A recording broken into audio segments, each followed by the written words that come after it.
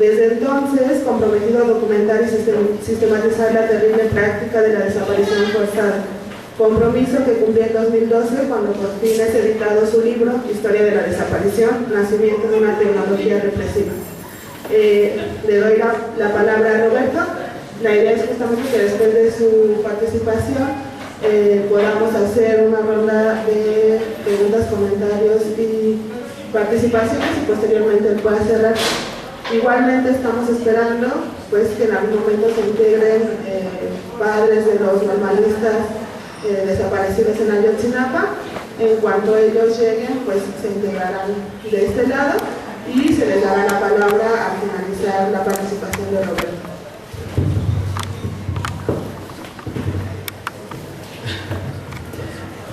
Bueno, buenas noches, ¿se oye? ¿Se oye bien? Buenas noches, me tocó estar en la inauguración del Museo Casa de la Memoria Indómita. Para alguien que tardó demasiado tiempo en cumplir una promesa a Rosario Ibarra y a las doñas de escribir un libro, pues ese día fue no solamente un honor, sino un placer estar aquí. Voy a tratar de hacer rápidamente una pequeña historia de la desaparición como una práctica represiva desde su surgimiento allá a principios de los años 70 hasta Ayotzinapa. La idea es ir viendo cómo se formó la tecnología de la desaparición, cómo se fue desarrollando y cómo una práctica que inventó el Estado en la lucha contra la insurgencia rural primero, después urbana, y después se puso a disposición prácticamente de cualquiera. Lo que estamos viendo en los últimos años, sobre todo desde el sexenio calderonista, pero no nada más, es una explosión de la desaparición como una práctica ya no solamente represiva, sino como una práctica que se utiliza en cualquier conflicto. De esto se trata un poco esta historia, y ustedes me van a disculpar, pero yo no soy político, yo soy académico. Entonces los académicos lo que hacemos es leer lo que escribimos para la ocasión. Mientras estamos aquí, miles, y quiero reiterar esto, decenas de miles de familias buscan a sus desaparecidos. No sabemos cuántos son, no con certeza. Las cifras varían según los funcionarios, según los momentos y las responsabilidades. Por ejemplo, el presidente de la CNDH dijo en un informe en Ginebra que hasta diciembre de 2012 eran 24.809 desaparecidos. Peña Nieto dijo al inicio de su sexenio que eran 26.121. En marzo de 2013 ya le bajó, dijo que eran 18.955. Pero el año pasado, en octubre de 2014, volvió a cambiar los datos, reconoció que eran 23.271. En realidad ya deberíamos saber cuántos son, pues desde 2012 se promulgó la Ley del Registro Nacional de Datos de Personas Extraviadas o Desaparecidas, pero no hay reglamento, y como no hay reglamento de la ley, pues entonces no hay ningún registro. Y esto no es un error, no es un error de datos, esto no es una falta de atención de los gobiernos, no es un problema de construcción de fuentes verdaderas. Eso no es cierto, no es por eso. Es que es parte del no tener las cifras, el no tener los datos, el no tener los nombres, el no seguirlo, es parte de la estrategia de la desaparición. Y de esto es lo que quiero contarles. Al no reconocer a los desaparecidos, al reagruparlos, al desclasificarlos, al subsumirlos en la estadística criminal, ¿qué hace el gobierno sino volver confuso su destino, su existencia, su misma detención? ¿Qué es eso sino la mismísima desaparición? El poder juega con los dígitos, busca desindividualizar a las víctimas, deshumanizarlas, pretende hacernos olvidar sus nombres, sus vidas, sus amores, sus errores, sus vicios y sus virtudes. En el colmo, pretende que olvidemos sus caras también. Quiere hacernos dudar, callar quiénes eran, qué hacían, por qué luchaban, por qué vivían. Y esto quiero dejarlo muy claro antes de continuar.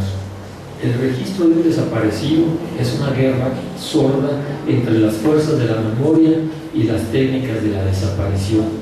Hay que pelear a brazo partido contra todos los procedimientos discursivos, legales, burocráticos e institucionales para construir un caso, para hacer una denuncia, para presentar cargos. Y aunque apenas es el inicio, es una lucha llena de trampas, mentiras y obstáculos. En sentido estricto, si uno ve la historia y sigue los casos, hay más de una desaparición. Es un ciclo completo el que se puede recorrer entre la aprehensión de una persona y la desaparición forzada. A veces se acorta, otras se acelera, muchas se socavan. En ocasiones se presentan 2 o 3 desapariciones de la misma persona. A veces 2 o más veces se presentan las actas de defunción. También hay escamoteos, desechos, ignorancias, ambigüedades. Por eso la importancia de recordar, nombrar y archivar, pero también para tener esperanza. El registro de un desaparecido es el primer signo del fracaso del poder. Se propuso desaparecerlo y su biografía regresa como demanda política. El nombre de un desaparecido es un bofetón al poder. Eso se necesita para interrumpir el proceso de desaparecedor. A veces los desaparecidos se arrancan del olvido, del secuestro, de la sombra y regresan a la lucha. Por eso no hay que descansar. Los desaparecedores cuentan con el cansancio, con nuestra desesperación. Voy a argumentar en unos momentos que todas esas son estrategias propias de esa extraña tecnología política denominada desaparición forzada. Por eso no hay que olvidar, por eso hay que registrar. Eso es lo que nos han enseñado todas las asociaciones, desde Eureka hasta Fuerzas Unidas por nuestros desaparecidos de Nuevo León, por ejemplo, entre tantas otras. No hay destinos inexorables. La lucha puede interrumpir el proceso desaparecedor, puede regresarlos de nuevo. Más de 150 desaparecidos que volvieron de las cárceles y paros clandestinos en los años 70 y 80, gracias a los combates cotidianos del Comité Eureka, entre otros, así lo muestran. Y creo que el sábado van a venir algunos, ¿no? Voy a tratar de contestar 4 preguntas alrededor de esta extraña tecnología que se llama la desaparición forzada. La primera es, ¿en qué consiste la desaparición? O de otro modo, ¿cuál es su particularidad histórico-política? La desaparición forzada no es, y esto tenemos que tenerlo muy claro, no es una táctica represiva como otras. La desaparición forzada no es que secuestren a alguien. La desaparición forzada no es que lo asesinen. La desaparición forzada no es siquiera que lo detengan sin juicio y sin órdenes de aprehensión. La desaparición forzada es una técnica específica que combina muchas otras técnicas, y esto es lo que tenemos que comprender para poder luchar contra eso. Y yo, desde el lado en el que me encuentro siempre, yo digo que siempre hay que empezar desde abajo, es decir, desde la víctima. A mí me interesa empezar desde los desaparecedores. A todos los desaparecedores iban a contarnos cómo le hacen para desaparecer a las personas. Para saber en qué consiste la desaparición, tenemos que empezar desde las víctimas, no hay de otra. Es la única posibilidad de entender la desaparición y su historia. Empecemos por la víctima. Un desaparecido es el que ha logrado el reconocimiento de un destino incierto, de una suerte manipulada por el poder. Su identidad es el resultado de una batalla, pero no una batalla de recuento contra el olvido, sino de la política de la memoria versus las técnicas de la difuminación. La desaparición pretende borrar la estancia del mundo de una persona. Cuando tiene éxito, no hay ningún problema. Nadie sabe nada de un desaparecido, de alguien que realmente desapareció. Esto es, no sucedió, no tuvo lugar, es lo que los antropólogos llaman un no acontecimiento. Por el contrario, cuando se registra a un desaparecido, alguien que vivió y luchó, alguien que dejó un rastro, su biografía ya es una batalla perdida por el poder, es la constancia del fracaso del poder. Quiso desaparecerlo, pero nosotros registramos y se lo regresamos como una demanda política de lo presente. En esos momentos la desaparición falló, se encuentran las huellas del individuo, se relatan las técnicas del secuestro, se especifican las condiciones de su detención, el lugar de su encierro, el momento en el que lo perdieron. Están los oficios, los informes, los documentos de seguridad, los testimonios de sus compañeros o sus vecinos. Son amarres en la historia, son las señas de su identidad, el principio de su reconocimiento. En el instante en el que se registra la identidad de un desaparecido, entonces empieza otra batalla, la de su paradero, la de su destino, la del castigo de los que los detuvieron, torturaron e intentaron desaparecer. La práctica de la desaparición, entonces, implica un trabajo minucioso de descomposición de la memoria, de confusión de datos, de reelaboración de itinerarios, fuentes y datos. Existen registros de las detenciones, hay copias de los interrogatorios, hay testimonios, no falta información, pero está convenientemente tergiversada, trucada, incompleta. Por eso yo soy de los que afirman que la desaparición es un fenómeno jurídico, administrativo, político, no es un fenómeno militar, no es un fenómeno policial. Esa es una fase muy pequeña. Es sobre todo un fenómeno político, burocrático. No es un problema físico, les digo policíaco militar, es un problema político, fundamentalmente político, porque son los políticos los que tergiversan los datos, los que ocultan las fuentes, los que dicen a los burócratas que confundan, los que cambian los nombres, los que ocultan los testimonios, en fin. Con esto quisiera intentar una definición inicial un poco más compleja de las que maneja la ONU y los demás. ¿Qué es la desaparición forzada?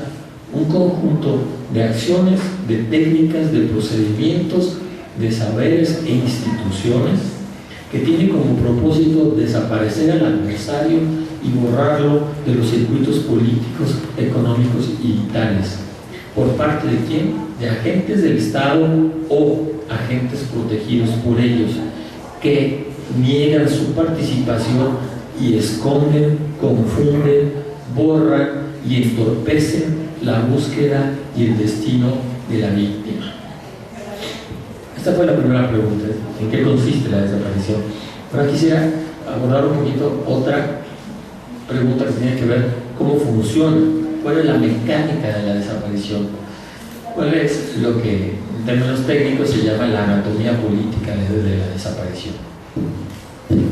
Veamos el primer caso de un desaparecido. Aquí luego está su foto. Se trata de Epifanio Avilés Rojas.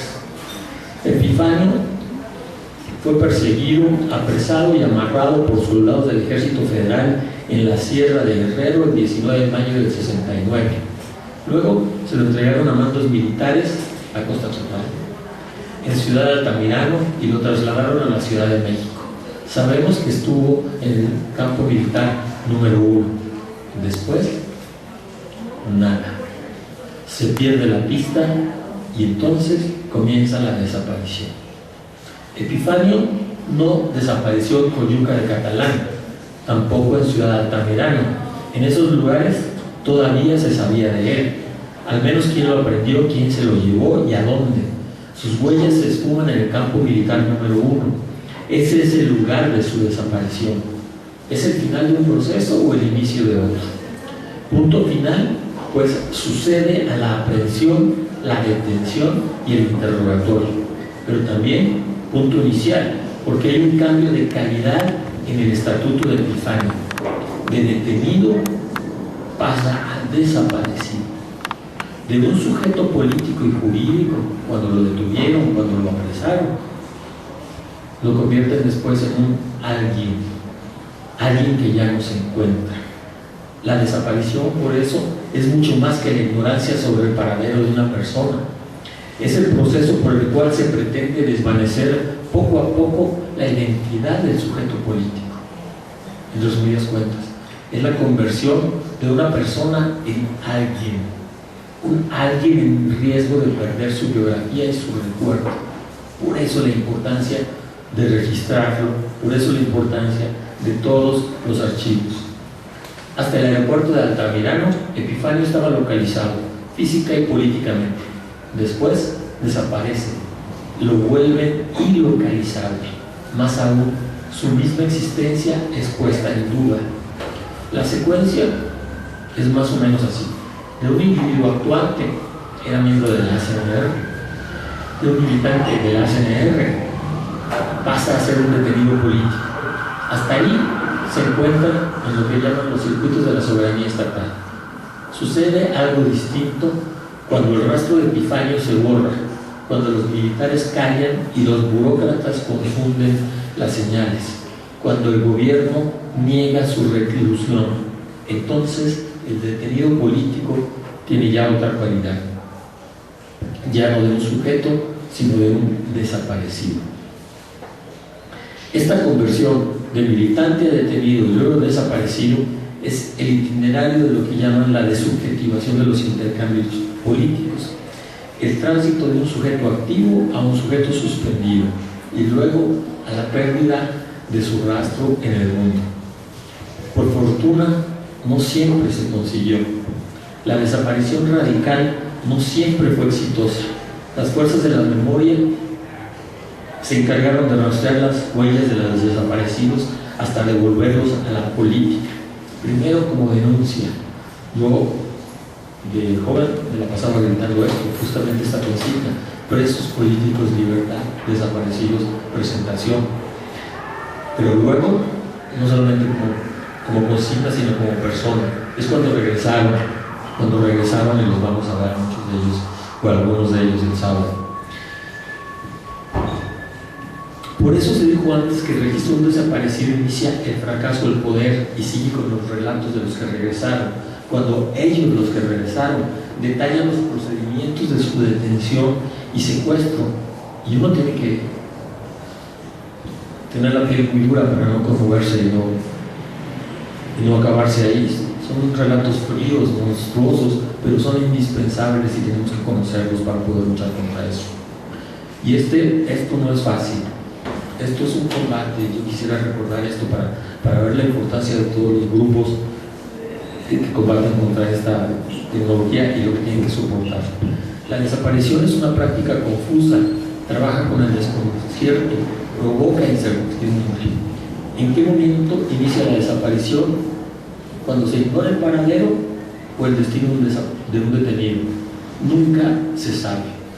Podría suceder que la desaparición física le siguiera otra, burocrática, o que la desaparición se niegue, se calle, se cuestione. Desde luego el proceso puede interrumpirse en el momento que aparece el individuo, cuando se ubica el preso. En ese momento la práctica fracasó, el poder fue completamente derrotado. Entonces digo, por eso la desaparición no puede considerarse nunca como un acto, no como el acto de que lo toman y después ya no sabemos cómo. Eso no es cierto. Así no logramos entender y por lo tanto no podemos luchar. La desaparición es un proceso virtual, es una posibilidad siempre abierta. En un momento, cualquier detenido puede desaparecer. Se borran sus rastros, se pierden sus huellas, nadie sabe qué le pasó, dónde está, ni siquiera quedan registros de su estancia en la cárcel o en el mundo. Sobre todo si la burocracia empieza a emitir reportes, a escribir informes, yo digo, cuando la burocracia empieza a trabajar. Pero ¿cuál es ese momento? ¿Cuándo y cómo se traspasa el umbral de la presencia e inicia la desaparición? ¿Qué sucede después de la desaparición física? ¿Qué nuevos ciclos comienzan? Yo digo que el proceso de la desaparición puede fecharse en el momento que inicia, en la aprehensión, y no cuando termina, porque eso solo sucederá cuando se presente al desaparecido o cuando se conozca su destino.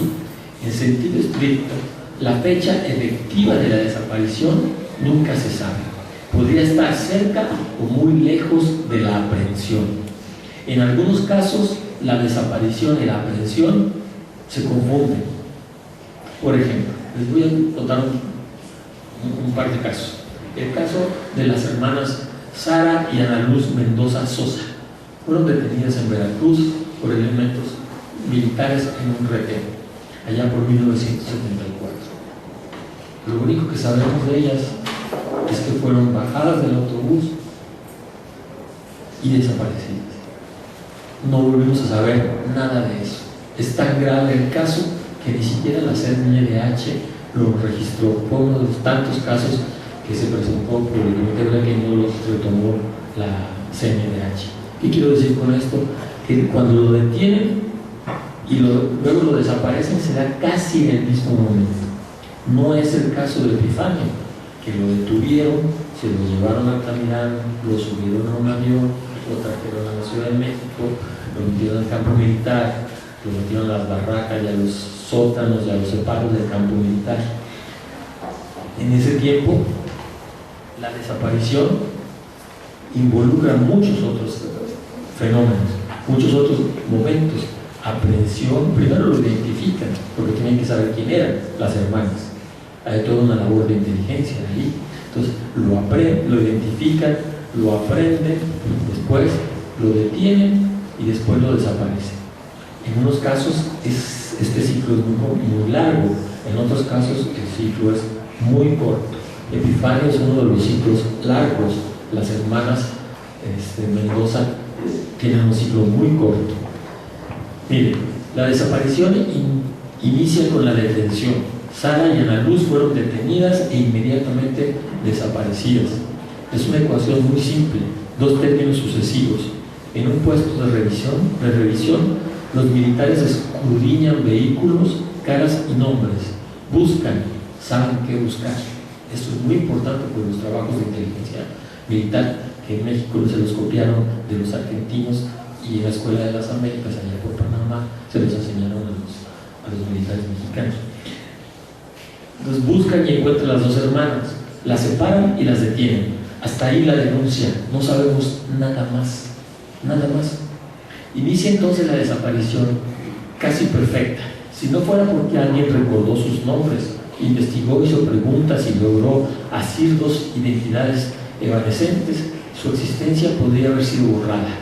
Esta sería la forma elemental: detención, desaparición, sin procedimientos intermedios, sin más datos de la aprehensión, sin constancias de encarcelamiento, sin pruebas de interrogatorio, sin hojas médicas ni reportes de síndicos inoportunos, porque hay algunos casos, por ejemplo algunos desaparecidos de Sinaloa, donde en los pueblos se los llevaban a la cárcel municipal y los síndicos municipales levantaban un acta para decir que allí estaban, ¿no? Y ese es un acta que después es muy útil para ver por dónde pasaban o por dónde se los llevaron.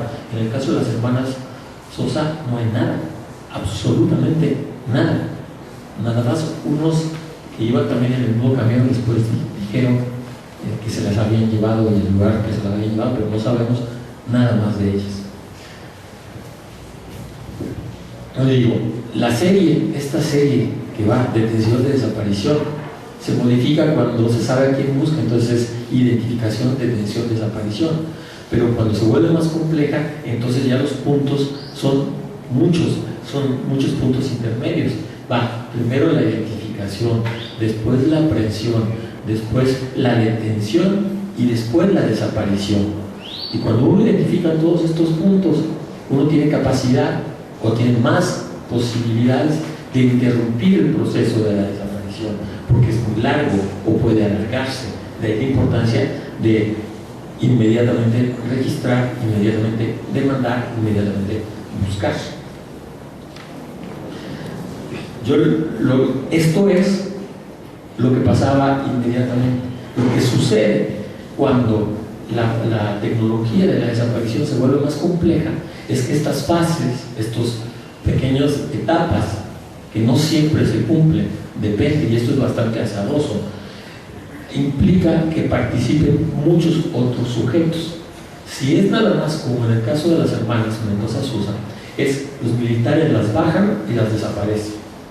Cuando se involucra a más, cuando el ciclo se vuelve más largo y es identificación, aprehensión, detención, desaparición, entonces pasan muchas cosas. Por ejemplo, en la última etapa, la de detención a desaparición, ya se involucran no solamente quienes los detuvieron o quienes los buscaron, sino intervienen los médicos que asisten en las torturas, intervienen los torturadores, y luego intervienen también los magistrados, e intervienen también los burócratas que registran cuando llegó, y hacen una cosa que se llama la ficha analítica, donde dice cómo llegó, a qué hora llegó, qué le hicieron, quién era, cuál es su pasado, etcétera, etcétera.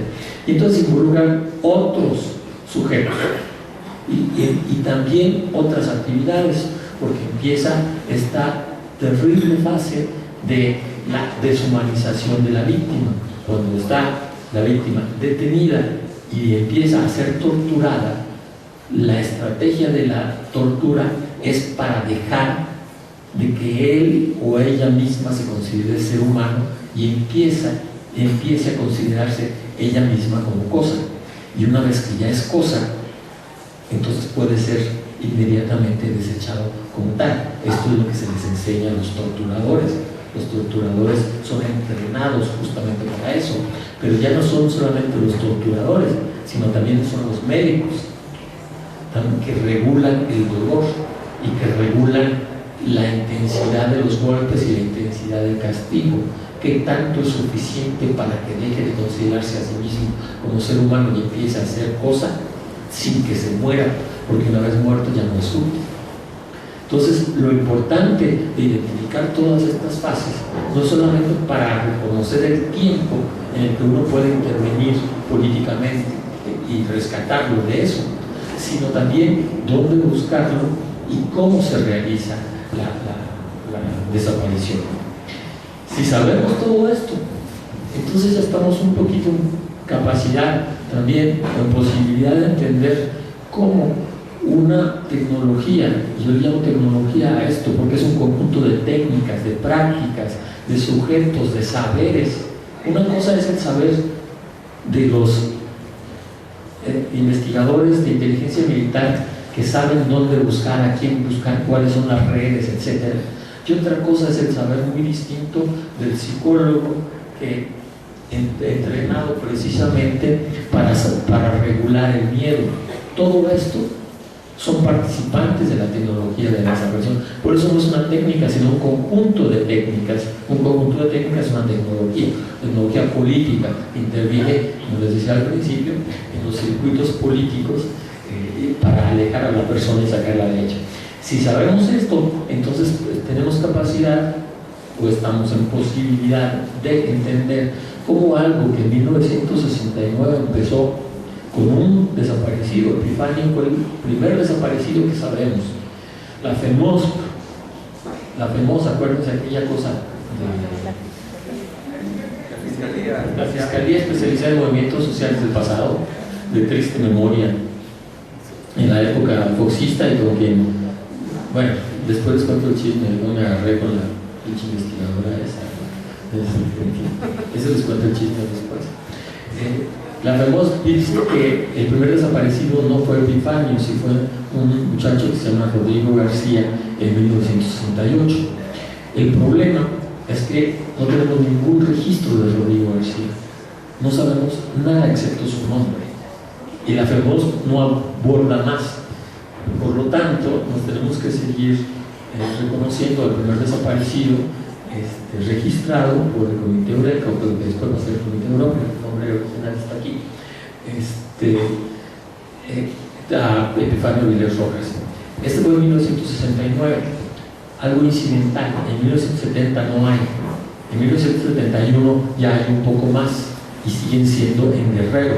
En 72 ya son mucho más, 73 son mucho más, 74 es el momento más grave de la desaparición, ¿sí? Sobre todo de los miembros, bases, familiares, coterráneos del Partido de los Pobres, en Guerrero, en la zona de Catalán, de Coyote de Catalán, todas esas zonas de las montañas de Guerrero. Pero después del 74, ya los desaparecidos ya no tienen que ver con la guerrilla rural. Empieza la desaparición en las ciudades, en la Ciudad de México, sobre todo en Monterrey, en Chihuahua, en Sinaloa, en Sonora. Entonces, desde el punto de vista de la dinámica histórica de la tecnología, tenemos que entender cómo de una tecnología primero incidental, un momento pasó, se volvió en 74 sistemática y después disponible para cualquiera. Aún así, hasta los años 80 y después, el Comité Eureka registra, siempre me falla el dato, 557. Hay otros que dicen que son 1500. Hay siempre un debate en esto, por lo que les decía al principio. Es muy complicado establecer el registro de un desaparecido. No es nada más decir el nombre de lo desaparecido, es decir, cuándo, quién, cómo, por qué, en qué condiciones, cómo se dio, cuándo se supo por última vez. Se tiene que tener una ficha completa con las del Comité Eureka. No todos los que trabajan ahí, Alfabet dice que son como 800, en fin.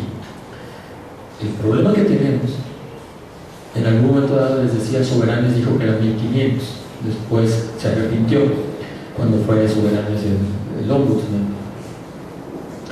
Pero ahorita ya estamos hablando de casi 30.000, si no es que muchos más, porque como no tenemos los registros y todavía no tenemos un registro completo, entonces no hemos hecho todavía una contrastación, una compulsión, una conjunción también de todos los archivos de las N organizaciones que se dedican a esto. Todavía no lo tenemos, por lo tanto no podemos saber la cantidad exacta, pero tenemos que eran, hasta la Guerra Sucia, llamada así, eran alrededor 500, 600.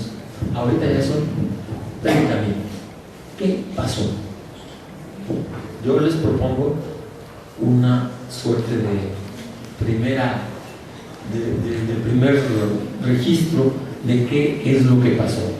Y yo lo hice a partir de identificación de 5 momentos. A partir de una cosa que los marxistas le llaman la teoría de las formas del valor, y bueno, para los estudiantes pues aquí pueden entenderlo más así. La primera es la forma elemental, esta que les comentaba, es la del secuestro, desaparición. Esta es sobre todo hasta 1971, 72. Lo identifican, lo detienen, lo secuestran, lo desaparecen, ¿no? Después se complica el asunto. ¿Por qué se complica? Porque ya no solamente son los militares, sino empiezan a intervenir las policías locales, en ese tiempo la DIPS, la Dirección de Investigación Política Social, ¿sí? En ese tiempo también lo que ahora es el CISEN, la Dirección Federal de Seguridad. Entonces ya se complica, ya no es nada más así, los militares llegan y se lo llevan, como a los compañeros de Guerrero y a los de la guerrilla rural, que hacían esto que se llaman las aldeas vietnamitas. A los de una comunidad los juntan en la cancha de básquetbol, separan hombres, mujeres y niños, llevan una madrina. ¿Tú no sabes qué es una madrina? Una madrina es un soplón que identificaba a los que eran posiblemente riesgosos, o a los que eran familiares de algún guerrillero, o a los que habían vendido vituallas a Lucio Cabañas, en fin, o sencillamente a los que odiaban, también podría ser. Y entonces lo que hacía el ejército es que se los llevaba y ya no podíamos saber desaparecer, no sabíamos de ellos. De algunos podíamos saber, de otros no sabíamos solamente el nombre. Y siempre recuerdo, cuando hablo de esto, a uno en particular, 1971, en La Parota, allá en Guerrero, en la montaña de Guerrero, se llevaron a 4. De 3 tenemos el registro, del 4 solamente tenemos el nombre. Y siempre lo recuerdo, porque a mí me conmueve mucho ese caso. Es un niño de 14 años, en otras versiones dicen que es de 13 años. Se llama José Ramírez Samaicón. No sabemos más. Nada más que tenía 13 o 14 años y se lo llevaron. Ningún familiar lo rescató. Ningún familiar ni siquiera demandó su presentación. Algunos dicen que no se llamaba José Ramírez Samaicón, sino Josué Ramírez Samaicón. Otros dicen que se llamaba Josefo Ramírez Samaicón. Por lo tanto, la CNH, cuando hace el reporte, dice que no está en posibilidad de saber si se lo llevaron o no se lo llevaron, porque como no se sabe bien el nombre y como nadie lo ha reclamado, pues entonces no sabemos. Esto es lo que ocurría en la desaparición. O sea, y así se va modificando y ya no tiene que ver inmediatamente ni con los guerrilleros ni con sus familiares en la zona de Guerrero, sino con otro tipo de sujetos peligrosos. ¿Quiénes son los otros sujetos peligrosos? Pues los que a juicio de la policía, de la Brigada Blanca, de inteligencia militar, podían ser peligrosos. ¿Y quiénes empezaron a ser? Pues evidentemente ya no la guerrilla rural, sino la guerrilla urbana, la Liga y todas las otras organizaciones, el MAR, la Canoa, todas las demás organizaciones que pudieron. Entonces, el trabajo de inteligencia se vuelve más complicado y es mucho más complejo, porque se trata de identificar a uno y a los que estaban relacionados con él, es decir, a la célula. Y entonces desaparecían células. ¿Quiénes son los peligrosos? Los que están ligados a la célula. ¿Sí? Entonces ya no es el ejército, como les decía, sino las policías locales, junto con la inteligencia militar y con la DIPS y con la DPS. Cuando esto se hace en 1974 y 1975, entonces ya tenemos una cantidad impresionante de desaparecidos, alrededor de 500, y después van a crecer más. El punto está que en algún momento entre 1978 y 82 cambia de nuevo la fase en la que se encuentra la desaparición. Ya no nada más los de las ACNR o los del Partido de los Pobres o sus células o sus familiares o sus conocidos o sus coterráneos, ya no nada más ellos, ni tampoco nada más las células ligadas a la guerrilla urbana o sus familiares, como la familia de Claparra, que es la desaparición prácticamente toda, sino empiezan a desaparecer a cualquiera. Y esto es tremendamente importante para ver la situación actual. ¿Qué quiere decir esto? Quiere decir que ya no es necesario que la víctima sea peligrosa para el Estado, sino que sea peligrosa para alguien en un juego del poder. Cualquiera que tenga un conflicto puede disponer de la tecnología de la desaparición desarrollada por el Estado para desaparecer. Y empiezan a desaparecer gente muy extraña. Empiezan a desaparecer, por ejemplo, una enfermera de Morelia que habló en un mitin. El presidente municipal mandó que la detuvieran y está desaparecida. No estaba ligada a ningún grupo guerrillero, no estaba ligada en Morelia, no estaba ligada al mar, por ejemplo, no estaba ligada con nadie, pero sí era una activista social. Y el punto está, entonces, que ya no es una tecnología contra la guerrilla, como fue al principio, sino que se puso a disponibilidad de cualquiera. Y luego empiezan a desaparecer a los muchachos, y este era el miedo que tenían a mi edad, compañero. Eso va. Nosotros lo que hacíamos era pegar carteles. Digo, yo tenía 15 años en esa época, pegábamos carteles y era un miedo terrible pegar el cartel porque De hecho, unos lo pegábamos mientras otros vigilaban que no fuera a llegar la policía, porque si llegaba la policía tenía sentido desaparecer. Ya hay muchos muchachos de 16, de 17 años que repartían el periódico de la Liga, aquel Madera, y los desaparecían. O algunos ligados a, por ejemplo, el Sinaloa, a lo que fue allá en el 75, 76, no me olvido la fecha exacta, de la propuesta de irrupción de los campesinos en Sinaloa, y empezaron a desaparecerlos ahí. ¿A quiénes? Pues hasta los muchachos de 17 años que trabajaban en una ladrillera, ya no tenía nada que ver con eso. Y luego el colmo es que empezaron a desaparecer también a los soldados, y esta es una gran aportación del Comité Eureka. Esta es una gran aportación incluso a nivel mundial. Yo lo he registrado. ¿Qué quiere decir esto? Que empezaron a desaparecer soldaditos. A su misma gente la desapareció.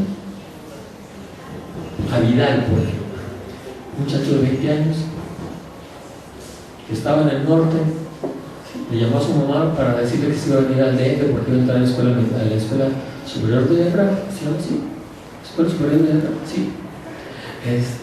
Para ser capitán en segundo, y ya no llegó al DF. ¿Qué pasó con él? ¿Quién sabe? O a dos soldaditos de Sinaloa, 20 y 22 años, que desertaron, los agarraron en los mochis y no supimos más de ellos. ¿Qué quiere decir esto? Quiere decir que la tecnología de la desaparición fue desarrollada por el Estado, por el Ejército, por la Brigada Blanca, por la Policía Militar, y después se puso a la disponibilidad de cualquiera, absolutamente de cualquiera. Esto es lo que quiero contarles un poquito con más detalles y con más datos para llegar al caso actual y cómo en Ayotzinapa se llega al límite. Y con eso terminamos. A principios del 75 se genera una mutación fundamental en el campo de los reprimibles, es decir, a quien reprime. La práctica se modifica por el campo en los sujetos a desaparecer. Es una forma que se aplica menos en un territorio, como al principio allá en Guerrero, delimitado, que sobre los individuos ligados por relaciones políticas, culturales o subjetivas en espacios muy heterogéneos. La forma equivalente ya no se da en el territorio ni en un campo de ejercicio del poder, tampoco en una lucha, se da en la subjetividad, en las relaciones, en la forma de vida y en la cultura. Empezaron a desaparecer muchachos porque tenían el pelo largo y traían libros de Máximos en el brazo. Entonces, la desaparición se vuelve una forma inmanente, virtual, que puede o no regresar a la simplicidad de la forma elemental, aquella de secuestro, desaparición, porque de lo que se trata es de ubicar a los individuos peligrosos, porque en cualquier momento cualquiera podemos desaparecer después de una confrontación, y no tiene que ser guerrillero o familiar o simpatizante, basta que sea un adversario, como lo mostraron fehacientemente los agentes judiciales desaparecidos, los soldados, los estudiantes, los niños o incluso los no nacidos. Les cuento un caso de los niños. En Cuernavaca, dos niños que no puedo decir sus nombres, de 14 y 15 años, fueron desaparecidos por Acosta Chaparro. Él fue y se los llevó. ¿Por qué a los niños de 14 y 15 años? Porque no los buscaba a ellos, sino buscaba al papá. Y como no encontró al papá, se llevó a los niños. O en el caso de los no natos, hay muchos casos, Cristina por ejemplo, hay muchos casos de compañeras que fueron detenidas y luego desaparecidas con varios meses de embarazo. ¿Qué pasó con los niños, niñas? Nadie sabe. Entonces también desaparecían a no nacidos. La forma virtual es una derivación de la forma equivalente porque trata ya no de la represión a los enemigos políticos, sino de la difuminación de todos los adversarios en cualquier campo de enfrentamiento por cualquier institución o grupo que aprenda o alguien que secuestre o tome rehenes. Se vuelve una tecnología neutra, de aplicación general en cualquier enfrentamiento. Es lo que puede denominarse la polivalencia táctica de la desaparición, cuando todos y todas podemos desaparecer en cualquier momento, sea por las agencias estatales de seguridad, por los guardias blancas como en Monterrey, por el crimen organizado o por bandas anónimas.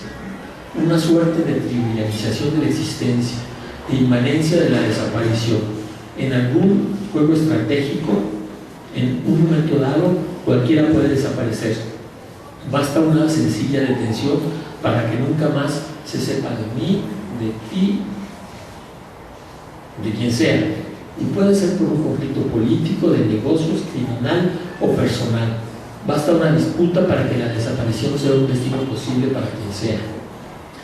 El Estado creó la práctica en una situación particular, allá en Guerrero, a principios de los 70 con la guerrilla, contra la guerrilla rural. Luego la generalizó en los enfrentamientos políticos y a través de ligas con sectores y personajes de las Fuerzas Armadas. El narco la retomó, el crimen organizado la generalizó y, según se observa en la primera década del siglo XXI, se encontró disponible para todos. Me detengo un momento en esta última fase para dar nombres, datos que se puede. El 5 de diciembre del año 2000, en Tijuana, elementos de las bases de operaciones mixtas detuvieron y desaparecieron, fíjense aquí, a los agentes judiciales Rubén Díaz, Julio César Calvo, Juan Gabriel Huerta. Extraño caso, las agencias de seguridad desaparecen a sus agentes, pero no era la primera vez que pasaba. En 1977, en abril, los agentes judiciales Jesús Mercado, Víctor Manuel Arballo, Felipe Estrada fueron llamados al cuartel de la 9ª Zona Militar para una comisión. Nunca volvieron a salir. Lo mismo les ocurrió 3 días después a los responsables de seguridad del gobernador Isidro Villalba, Jesús Humberto Martínez y Ramón García Rivera. Acompañaron a su jefe a las instalaciones militares después de presenciar el desfile del 1 de mayo. El gobernador se retiró, los guardaespaldas no salieron. Nadie sabe qué les pasó. ¿Dónde quedaron? ¿Qué fue de ellos? El Comité Eureka también ha reconocido y luchado por lo que les contaba, la desaparición de miembros del ejército. Alejandro Díaz Acosta tenía 20 años cuando desertó junto con su amigo Vidal J. Valdés, de 23 años. Los aprendieron el 24 de febrero del 79 en Los Mochis. Desde entonces nadie sabe de ellos. Los detenían en su casa, en lugares de diversión, en los mismos cuarteles. El teniente de infantería Miguel Orlando Muñoz Guzmán desapareció el 8 de mayo del 93 en Ciudad Juárez, Chihuahua. Estaba adscrito al 26 Batallón de Infantería, destacado en esa ciudad. Ese día se comunicó con su madre para informarle que se trasladaría a la Ciudad de México, porque les decía que venía a la Escuela Superior de Guerra. Nunca nadie supo de él. ¿Por qué? Ajustes internos en los organismos de seguridad, encargos de grupos criminales, ligas con el narcotráfico, no se sabe. Pero estas desapariciones ya no tienen nada que ver con aquellas del inicio, con las luchas contra insurgentes, con los combates políticos de principios de los años 70. Son otras, parecen ser otras cuando la frontera norte, por ejemplo en Ciudad Juárez, en Tijuana o en Tamaulipas, las desapariciones tienen otro nombre, tienen otras víctimas y tienen otros propósitos, como los 39 petroleros desaparecidos en Cadereyta. Tienen otro nombre, tienen otros propósitos, y para confundirnos les han llamado los levantones. Así, sin más, llegan en un coche negro o en una pick-up blanca como en Matamoros. Los suben, se los llevan, desaparecen. Ni se reivindica el secuestro, y esa es la gran diferencia con un secuestro. Un secuestro, alguien lo reivindica y pide algo por el secuestrado. Es un sujeto de intercambio. En la desaparición no hay intercambio, no hay secuestro, es algo totalmente distinto. No se exige rescate, nada, y ya no son estudiantes infectados por ideologías extrañas, como decían antes, tampoco guerrilleros de causas perdidas, como decían antes, o activistas de movimientos sociales. Son otros, son los policías, los agentes, los camellos, los soplones, los distribuidores, los traidores, los halcones, los migrantes, las mujeres, los travestis, los gays, los viajeros, los comerciantes, los ganaderos, los jóvenes. es otra práctica, otra forma de desaparición, ya no inmediatamente política por la lucha, pero política por el control del territorio y el control de los cuerpos. Es una desaparición ligada al narco, al crimen, a las bandas organizadas. Ya es una práctica represiva, sino una práctica criminal, una práctica de los negocios, de la conveniencia, de la ilegalidad, de la impunidad manifiesta o de la concertación entre los agentes de seguridad estatal y las bandas de criminales.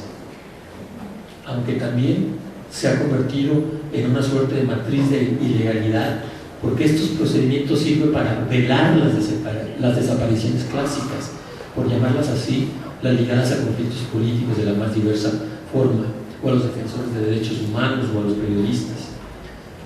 La práctica de la desaparición, entonces, cuando menos desde los años 90, fue reutilizada por el crimen organizado.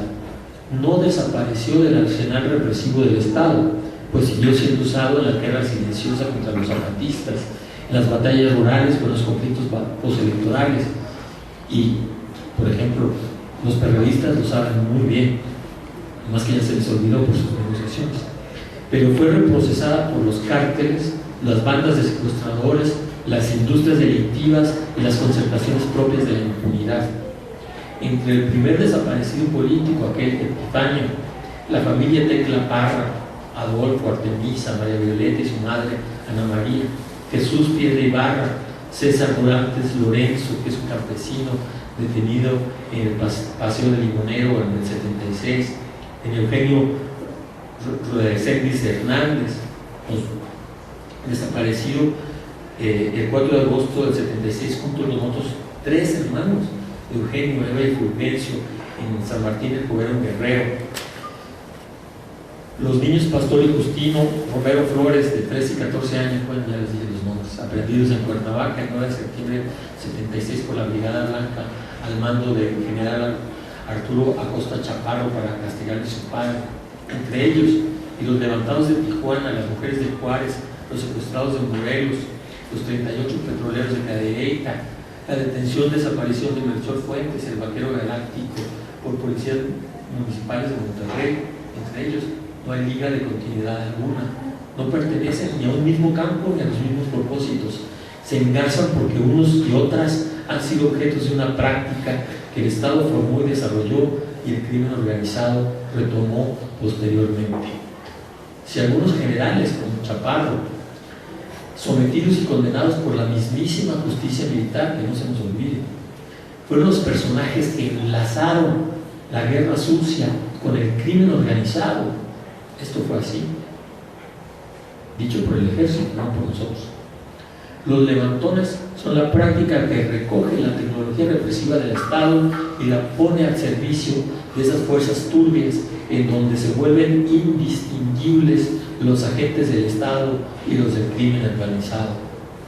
Círculo completo, solidaridad silenciosa, transferencia de sujetos y técnicas represoras. Las relaciones entre el gobierno y la criminalidad son mucho más profundas que una vulgar corrupción. Yo creo que el Estado es el verdadero maestro de los criminales. Cuarta y última pregunta. Voy a utilizar la experiencia de Ayotzinapa para mostrarlo. ¿Para qué desaparecer a los adversarios? No les bastaba reprimirlos, disciplinarlos, matarlos, como lo habían hecho tantas veces, las más recientes en el 2011, me refiero a los estudiantes de Ayotzinapa, con el asesinato impune de Gabriel Echeverría de Jesús y Jorge Alexis Herrera, o más reciente, Freddy Vázquez y Eugenio Tamarín en enero del 14. No les bastaba reprimirlos, no les bastaba herirlos, no les bastaba detenerlos, apresarlos.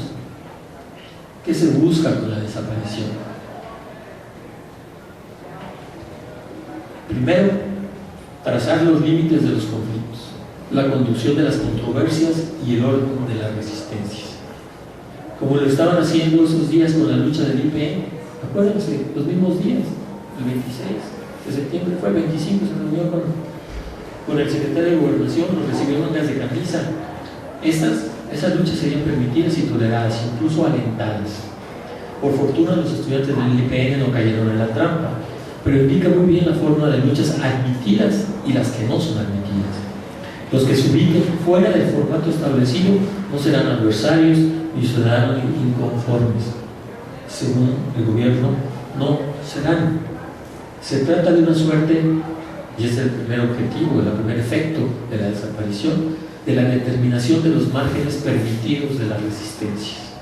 Segundo, al desaparecer a los normalistas, no se busca desconocer su lucha, las condiciones de su existencia, las razones de sus batallas. No se trata entonces de manipular los conflictos, jugar con el reconocimiento, tamizar las demandas y franquear convenientemente las aceptables, algo así como un sedazo de las resistencias. Tercero, en este caso se aplicó a un grupo, pero busca efectos mayores, colectivos. No puede ser una tecnología global, sino particular, localizada, que afecta a los normalistas, en este caso, pero persigue efectos sobre toda la colectividad, al regular la imitación de los que resisten o de los que luchan, una suerte de advertencia mimética. Cuarto, busca formular el miedo, abordar los instintos básicos de los individuos, trabajar sus angustias. Es algo así como un ordenamiento del temor. Los 43 desaparecidos en Iguala son el punto límite de la desaparición forzada como práctica represiva del Estado. Punto límite, quizá no porque sean los últimos, por desgracia, sino porque la regresaron a la práctica, a la política. Lo que en los años 70 hicieron las doñas del Comité Eureka, cuando la convirtieron, y eso es lo que todavía no reconocemos y admiramos lo suficiente a lo que hicieron las doñas. Convirtieron a la desaparición en una demanda política, le dieron nombre, nos explicaron en qué consistía algo que no existía, construyeron un objeto político del que incluso los sinvergüenzas hoy día todavía lo utilizan.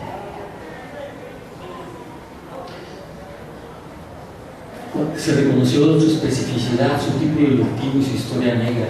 Hoy, eso que hicieron en los años 70 las doñas, lo reviven los padres de familia de los normalistas para incorporarlos a la agenda política nacional y más aún para enlazarlo con las víctimas de la guerra contra el narco y regresarlo como denuncia, como exhibición descarnada de un régimen político criminal, de una forma estatal que ya no traza linderos con el crimen organizado, sino que se confunde con él, con sus intereses, en sus prácticas y en su defensa. La desaparición de los 43 ha regresado a la política con una centralidad impensada hace poco tiempo. A pesar de las decenas de miles de desaparecidos en los últimos 8 o 10 años, hoy ha puesto en evidencia la estructura criminal del Estado mexicano, a lo largo y ancho del territorio nacional en todas las clases sociales, ideologías y formas de vida. De hecho, la frase aquella de "fue el Estado", que se creó aquel 22, es inapelable. No solo fueron los policías, el alcalde y su esposa, el crimen organizado, los soldados que no intervinieron, o quizás intervinieron, según el general Gallardo y muchos más, los que detuvieron y dieron las órdenes. No solamente fueron ellos, sino todos los demás, los que realizaron las indagaciones y perdieron o confundieron las pruebas, los ministerios públicos que reaccionaron interesadamente tarde o con evasivas, los que callaron, los que tardaron días en reconocer la desaparición forzada. Todavía nadie acusa de desaparición forzada, recuérdenlo. Los que utilizaron todos los recursos económicos, materiales, logísticos, de armas, de hombres y mujeres, de peritos, de investigadores, y nada. Por eso, cuando el 7 de noviembre, ¿se acuerdan? Aquel nefasto Murillo Karam concluyó sin concluir, explicó sin explicar, sin dar pruebas, prometiendo seguir una investigación al infinito, aunque advirtiendo que lo más probable es que hayan sido asesinados, cremados hasta convertidos en cenizas y tirados al río. Lo que en realidad este sinvergüenza estaba diciendo es que no se pueden encontrar, que están muertos, pero no se sabe dónde, ni hay modo de reconocerlo. ¿Cómo se llama eso? sino una estrategia de la desaparición. Murillo Karam es el último eslabón en la cadena de la desaparición forzada, es el último desaparecedor.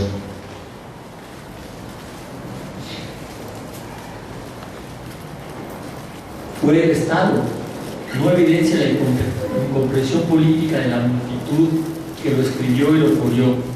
No es una debilidad conceptual que impide identificar culpables con nombres y apellidos, como dicen por ahí, sino al contrario, es una denuncia política sobre las condiciones institucionales y políticas en las que se hacen posibles las desapariciones forzadas.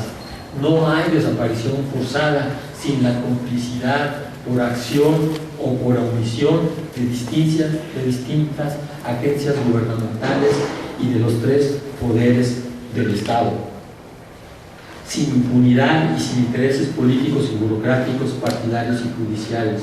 En eso consiste la denuncia, no solo a Peña Nieto, sino una forma de Estado también en la que ya no es posible distinguir las fuerzas del orden y las del crimen organizado, en las que policías municipales responden a grupos delictivos y donde las relaciones familiares y políticas, por ejemplo con Guerreros Unidos, son tan cercanas que no se distinguen, donde los funcionarios municipales y los estatales comparten intereses y complicidades, donde los gobiernos locales, estatales y federales administran las denuncias, discuten sobre responsabilidades a pesar de estar marcadas por la ley, pero consienten, aplican la ley de manera discrecional.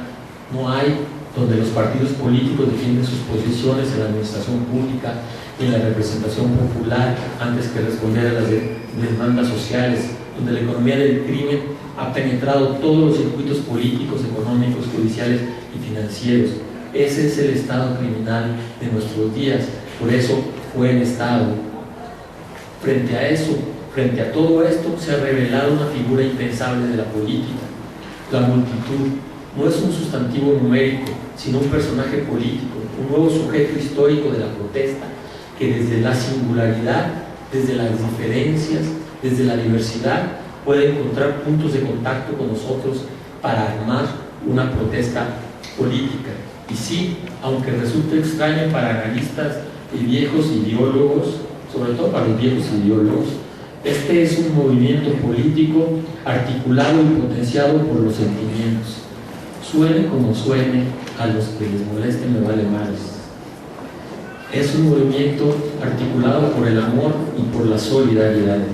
Desde el amor encontraron a otros como ellos y construyeron una protesta inédita en el país, tal y como lo habían hecho las doñas del Comité Eureka en los años 70, pero ahora multiplicadas por decenas de miles. Como lo había hecho Rosario Ibarra, madre de Jesús Piedra, doña Celia Piedra, esposa de Jacobo Nájera, doña Lichita Vargas, no me acuerdo, madre de Eduardo Hernández, doña Elisa Gutiérrez, madre de los hermanos Arturo, Pedro, Felipe y David Cortés Gutiérrez, 4 desaparecidos de Oaxaca, doña Luz Pineda, esposa, hermana de Víctor Pineda, doña Sara Hernández y Pavel Ramírez, esposa e hijo de Rafael Ramírez Duarte, y tantas otras en un viaje personal que inició por sus hijos, padres, hermanos, esposos, en el cual encontraron a muchos como ellos y nos encontramos a nosotros mismos. Desde el amor a la política, un viaje indispensable, la única vía de acceso que vale la pena, creo yo. Es ese viaje al que hoy nos convoca a la memoria y a la acción solidaria, y junto a los familiares de los desaparecidos de Ayotzinapa, de Guerrero, de Monterrey, de Coahuila, de Chiapas y de todo el país, debemos de decir: vivos se los llevaron, vivos los queremos. Muchas gracias.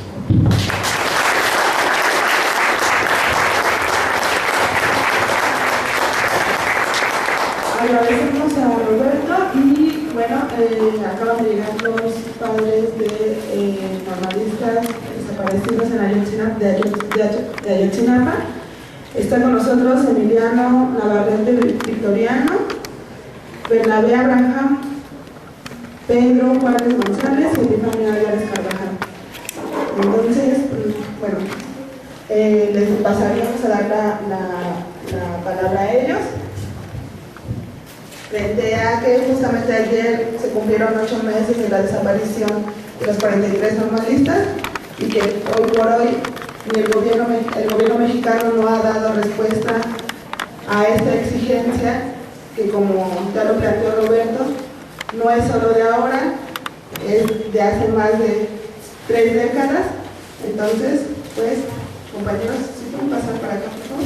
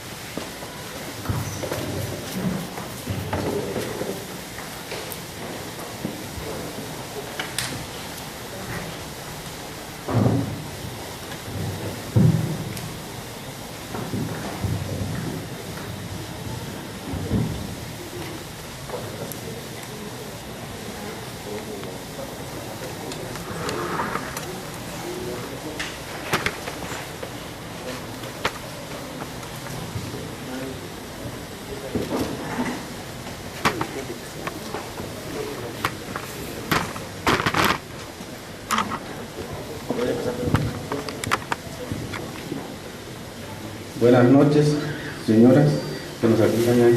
Gracias por invitarnos. Yo soy Pedro, familiar de Yosivani Guerrero. Pues platicarles, decirles de lo que hemos vivido durante estos 8 meses de sufrimiento. Se nos hizo tarde, venimos de una actividad también, no pudimos llegar a tiempo, no escuchamos bien la participación del Señor. Y creo que es un conocedor de la desaparición, y nosotros hemos dicho y le hemos gritado a los 4 vientos al gobierno de México de que todo esto es una desaparición forzada porque participaron las policías municipales, federales, militares, y por esa razón nosotros siempre hemos reprochado al gobierno de que fueron ellos los que saben de nuestros familiares. Durante este recorrido nosotros hemos andado por el monte buscando pistas de nuestros familiares. Por eso al gobierno siempre le estamos diciendo de que desmintiendo de su verdad histórica. Cuando eso salió, cuando Murillo Karam empezó a declarar sobre el caso de la verdad histórica, a nosotros nos dolió mucho porque nosotros estuvimos presentes cuando ellos dijeron que habían estado en Cocula y que habían sacado todas las evidencias y que decían y aseguraban que ahí se habían quemado nuestros hijos. Nosotros estuvimos, nosotros anduvimos en el monte, en el campo, nosotros nos metimos después de que se quitaron ellos, nosotros nos metimos a Cocula, al basurero, y nos dimos cuenta que era difícil. Nosotros a nuestra experiencia de campesinos, a nosotros se nos hacía difícil que cómo era posible quemar 43 cuerpos en ese lugar. No compartíamos esa conclusión que decía el gobierno, porque dentro de los restos encontramos huesos de animales, porque donde decían que los habían quemado había piedras abajo todavía fuertes. Pues nosotros agarramos los machetes y les pegamos y estaban duras pues totalmente. Entonces nosotros desde ahí empezamos a decir que el gobierno tenía algo escondido, que el gobierno no estaba haciendo la investigación en el campo donde fueron los hechos, sino que lo estaba haciendo en el escritorio, en su oficina lo estaba haciendo. Todo esto nos ha dolido mucho. Son 8 meses de andar buscando. Ahora, actualmente, la nueva estrategia que ha estado actuando el gobierno contra nosotros, es de la represión. Nosotros ahora se lo gritamos más fuerte. Nos ha metido gente infiltrada entre nosotros, ha mandado gente, nos ha querido dividir, nos han ofrecido dinero y no hemos aceptado nada, porque nosotros lo que queremos son nuestros familiares. Ha mandado a políticos y le hemos dicho, nos han prometido muchas cosas, nosotros les dijimos que no queremos ningún apoyo, queremos, y que si ellos pueden, que nos entreguen a los familiares, que nos den una verdad, pero una verdad cierta, porque le hemos gritado y como nos ha dicho, nos ha criminalizado, nos ha dicho que somos vándalos, que somos anarquistas, que somos guerrilleros. Somos quizás unos padres, unos familiares desesperados. Somos unos padres que tenemos tristeza, porque aquí en México no nos pueden dar una solución, porque aquí en México no se respetaron los derechos humanos y no se están respetando. Decidimos irnos a otros lugares, a otros países, para decirle a la gente de que aquí estamos sufriendo como mexicanos. Ha sido una lucha muy cansada, pero tenemos todavía el valor, tenemos todavía el aire, la esperanza, el calor de todas las organizaciones, de todos ustedes, la comprensión, porque pues hemos luchado contra todo. Hay personas que hasta nos han insultado cuando venimos exigiendo justicia en la calle, y contra eso tenemos que luchar también. Nos ha dolido que la gente nos diga y nos catalogue de una manera que, pues de mal, ¿no? Quizás ellos nunca han perdido algún ser querido, pero pues nosotros no vamos a descansar. Estamos dispuestos a lo que venga. Esto no termina aquí. No sabemos cuándo van a estar en paz con toda nuestra familia, porque pues nuestras vidas cotidianas que traíamos nosotros ya no tenemos nada de lo que teníamos antes. Estamos destrozados dentro de la familia y no tenemos paz, y por eso le vamos a exigir al gobierno de que acepte, o de que las organizaciones, o no sé con quién nos va a ayudar para que acepten su responsabilidad del gobierno. Pues es una parte, señores, de todo el sufrimiento y de la desesperación que tenemos. Pues no decimos que vamos a terminar en un corto tiempo, ni también vamos a terminar bien. El gobierno, desgraciadamente, ya nos dio el primer aviso de que pues nos tiene que callar, nos tiene que parar. La semana pasada detuvo a tres padres de familia que venían a México a una actividad, y ya nos dio el aviso. Y en estos 8 meses hemos entendido de que el gobierno es estratégico, es mañoso. Entonces pues estamos dispuestos a todo. Vamos a llegar hasta donde podamos llegar, hasta donde sea lo último, pues, hasta que acabe con nosotros, tal vez, o que nos calle, pero para siempre, porque mientras no tengamos a nuestros familiares no vamos a estar tranquilos. Lo único que tenemos es decirle que si no nos hace justicia, él no va a tener paz. Él no va a tener paz. Nos vamos a mover por donde sea necesario, con el apoyo de las organizaciones y con todos ustedes, que ustedes nos ayuden a hacer el eco que nosotros estamos gritando. Yo creo que pues podamos presionar para ver si sensibilizan para entregarnos a nuestros familiares. Gracias por el apoyo.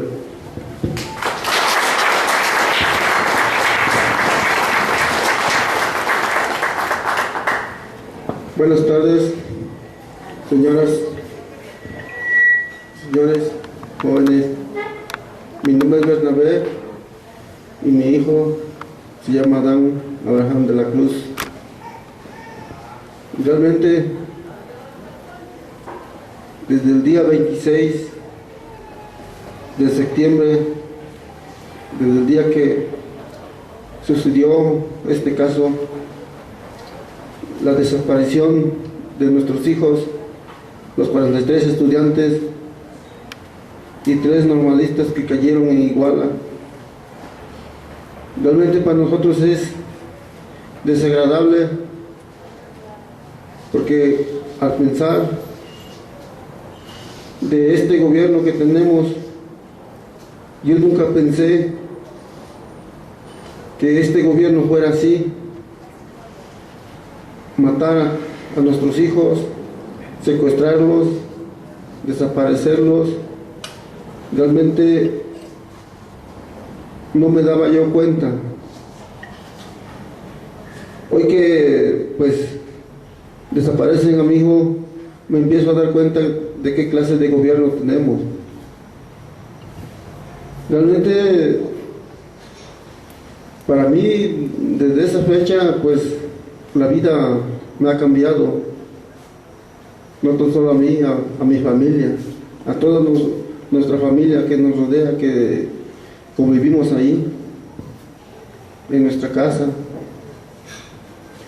Realmente, pues, lo hemos pasado difícil a través de que este gobierno no nos da ninguna información sobre el paradero de nuestros hijos.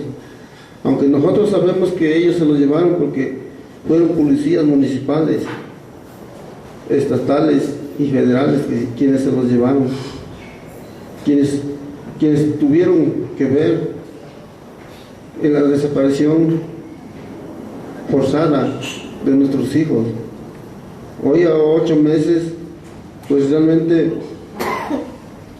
todavía estamos en pie de lucha. Yo he dicho que le voy a seguir exigiendo al gobierno, a mi hijo, a los 43 estudiantes vivos, porque vivos se los llevaron. Yo realmente no voy a aceptar si el gobierno me entrega a mi hijo muerto. Yo no voy a aceptar. Por eso he dicho que, pues, más que nada que le piense bien el gobierno, que analice bien la cosa, porque realmente los 43 padres no nos vamos a quedar conformes. Vamos a luchar hasta encontrar a nuestros hijos con vida, porque realmente nosotros no los queremos muertos. Nosotros no les dijimos que se los llevara, nosotros no les dijimos que los secuestrara. Realmente esto es algo que pues tuvo que pasar y que hoy nos damos cuenta, no nomás nosotros, sino también ustedes, todos los ciudadanos, de qué clase de gobierno tenemos. Por eso hemos dicho que vamos a luchar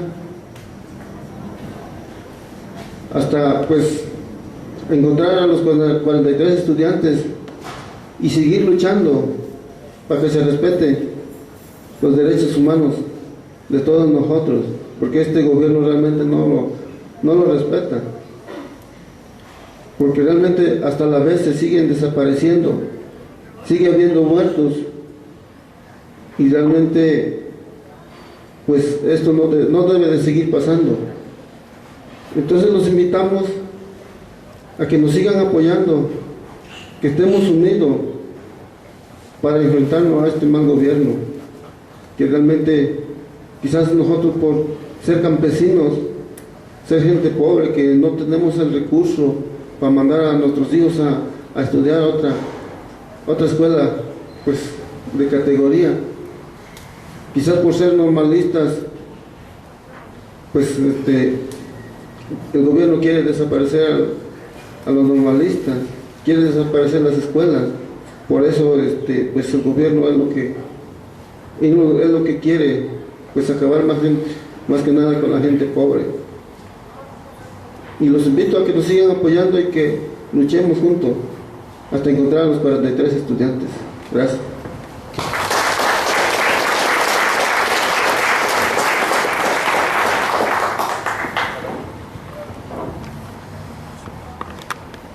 Buenas noches, señores. Antes que nada, verdad, una disculpa por haber llegado un poco tarde, verdad, que andábamos un poco retirados de aquí, verdad, pero pues ya estamos aquí, ¿no? Y a mí me da gusto, verdad, de estar aquí con ustedes, con gente con experiencia. Para mí es algo agradable, y aprender también de ustedes, señores, ya que la vida no se vive nada más por vivirla. Yo creo que los años, la experiencia, es muy buena, y me da gusto, de verdad, que haber de todas las edades, verdad, para mí es agradable. Pues sí, señores, soy Emiliano Navarrete, soy padre de José Ángel Navarrete González, un jovencito de 18 años que hace un año terminó la preparatoria, ¿verdad? Y como todo padre, ¿verdad? Pues quiere que su hijo pues sea un poquito, que aprenda un poco más, ¿no? Yo pues, no soy nada, soy un simple albañil, ¿verdad? En mi pueblo. Entonces yo quería que mi hijo pues siquiera pues maestro de primaria, no sé, para ir a enseñar a las comunidades marginadas, de allá del gobierno no se acuerda de nadie. Entonces, desgraciadamente, pues, ¿verdad? Nos ha cambiado la vida, y dando un giro, pues como se dice, de 360 grados, ¿verdad? Ya que este gobierno exactamente ha hecho una desaparición forzada en contra de nuestros jóvenes, privándolos de su libertad en contra de su voluntad, ¿no? Entonces es desagradable, inhumano y cobarde que hicieron estos personas que no se merecen llamar hombres. ¿Cómo un hombre será posible de agredir a unos jóvenes con armas de fuego? A mí me daría vergüenza cometer una gran atrocidad contra un niño. Y hermano, yo como padre, señores, créanme que estoy lleno de coraje. Me duele que le hayan pisoteado la dignidad de nuestros jóvenes, unos jovencitos inocentes. Se aprovecharon de ellos sin importarles que decían que eran estudiantes. Ellos siguiendo disparando, no los quisieron matar porque lo hubieran hecho. El gobierno dice que le echan la culpa a unos maleantes. ¿Por qué? Porque a esos, ¿quién los va a reclamar? ¿A esos qué? Son lacras de la sociedad. ¿Por qué nos dice? Fue Aguirre el gobernador, en complicidad, gobierno militar, federal, estatal, municipal, dicen que no son culpables. Señores, en Iguala hay un lugar que le llaman el C4, donde se monitorea. Ahí había en esa noche personal municipal, militar, federal y estatal. Saben exactamente dónde están nuestros muchachos. Se los llevaron diciendo, ¿verdad? Nosotros empezamos a buscar quién nos daría la cara. El que nos daría la cara, señores, presidente municipal, que da vergüenza definitivamente. ¿Qué clase de seres humanos nos están representando? Desgraciadamente me doy cuenta, señores, a lo que me pasa hoy en día por la desaparición de nuestros hijos. Creo que viví yo en la ignorancia muchos años. Hoy me doy cuenta que esta porquería de gobierno no merece representarnos. No sé hasta cuándo aguantaremos que siga cometiendo esos atropellos contra el pueblo, contra nosotros. Yo como padre de familia, señores, hemos buscado a nuestros hijos mucho tiempo, ya los 8 meses, hemos buscado con el gobierno federal participando con ellos e ir a muchos lugares durante casi 6 meses, ¿verdad? Casi no veníamos mucho a este tipo de actividades. Andábamos a veces en el cerro, por otro lado, buscando a nuestros muchachos donde decían que los tenían rayando amapola. Allá íbamos nosotros. Aquí somos las personas que siempre estuvimos en el campo, viendo plantíos de marihuana, amapola. El gobierno sabe a dónde existe todo ese tipo de cosas, pero nosotros no íbamos a buscar a tumbar todo eso, ¿no? Nosotros íbamos a buscar a nuestros hijos. Eso no nos corresponde y no nos compete. Desgraciadamente, como les digo, las personas que nos debían de haber dado la cara huyeron como ratas. El gobernador igual. Solitos se declaran cómplices o partícipes de lo que hicieron. ¿Quién nos daría la cara? ¿Quién va a ser la persona que responda por los actos criminales que hizo esta porquería de seres humanos? Tuvimos que venir a hablar con este señor, presidente de sus amigos, no mío, y de sus familiares, yo creo. Pero no fue gracias a que él nos mandó a traerse a ver qué pasaba en Guerrero. Definitivamente no se daba cuenta. Menosprecia lo que le pasa a los demás. Y yo he dicho que no menosprecies a ningún ser humano, por muy humilde que lo veas. Merece respeto, porque el día que se ponga te va a dar en la madre a cualquier cabrón que tenga gobierno, que sea de donde sea. Tuvimos que llegar aquí, no porque él nos mandó a traer, gracias al apoyo de la República Mexicana, gente que tiene corazón, el Señor se dignó a recibirnos.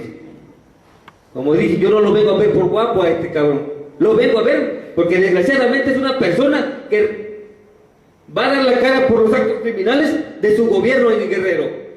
Y se lo dije en su cara. No vengo a pedirle favor. Lo quiero ver aquí de frente, que nos dé respuestas serias. No lo quiero ver que huya como lo hicieron sus amigos. No vengo a tener amistad con nadie de gobierno, no me interesa. Esto me tiene muy indignado como mexicano. Soy una persona pobre, pero puedo responder en el momento que quiera de frente. Los hombres moremos de frente, no por la espalda. Solamente los cobardes matan por la espalda. Hemos pasado definitivamente, señores, 8 meses entre mentiras de el de la PGR, el señor inhumano, diciendo una vil mentira, sin importarle que sus palabras dañarían a una madre de familia o un padre de familia. Nunca jamás lo hemos creído, señores. Como les digo, nosotros hemos andado buscando a nuestros hijos en el campo, no como ellos, que en la oficina y lo que traiga aquel gato. Hicimos esta investigación. No ha habido tal investigación, señores. Lo podemos sostener enfrente de cualquiera de ellos. Entonces por eso a nosotros no nos va a mover, no nos mueve. Los muchachos jamás fueron quemados ahí. No existen evidencias, definitivamente. ¿Cómo será posible? Dicen que encontraron 42 casquillos de calibre 22 y uno de 9 milímetros. Y en la declaración de una porquería de esas que detuvieron, dijo que venían muertos por asfixia 16 jóvenes o 15, no recuerdo bien. ¿Acaso los volvió a matar? Una mentira tan... que no tuvieron cerebro, no tienen cerebro para hacer una mentira pues más o menos creíble. Pero ¿qué se puede esperar de gente inhumana? Pues solamente puras cosas malas. Decepciona como mexicano que estemos representados por unas personas sin sentimientos, que solamente sirven para ellos mismos. Nosotros hemos llegado hasta acá con muchas organizaciones, derechos humanos independientes, no de gobierno. Cuando estaban en Chilpancingo, pues esos jamás hicieron nada por nosotros. No existe. Como les he dicho, aquí quiero ver la capacidad que tienen como representantes de derechos humanos, a ver si en realidad están capacitados para defender nuestros derechos o solamente para traer las siglas aquí marcadas en su pecho. He tratado de ser un poco derecho, hablar con la verdad. Un día que fue un representante del Papa a vernos, créeme que en tu desesperación, cuando ves una persona, sientes que esa persona es la elegida, pero pasa el tiempo, te vas desilusionando.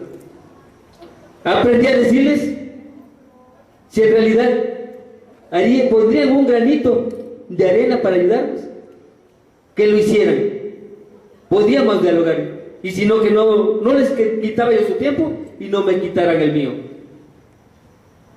He tratado de ser un poco claro.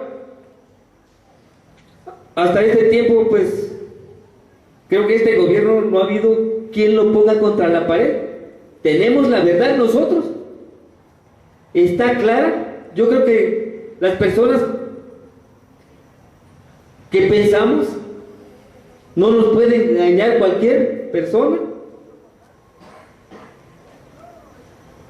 Y pues, créeme que a mí me ha lastimado bastante, pero me ha hecho fuerte con más coraje. Apostaré mi vida el día que yo lo decida, mientras lucharemos por la paz, porque nuestros hijos desgraciadamente están en manos de personas cobardes e inhumanas. A mí al principio salía de la casa, íbamos a buscar con mis compañeros al monte o por otros lados. Salíamos a ver a las 5 de la mañana.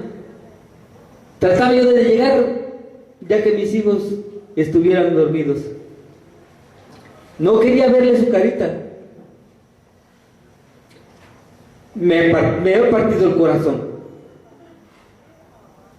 Llegué yo a las 12 de la noche pensando que mis otros 2 hijos ya estaban dormiditos. Abrí la puerta, estaban los 2 sentados ahí,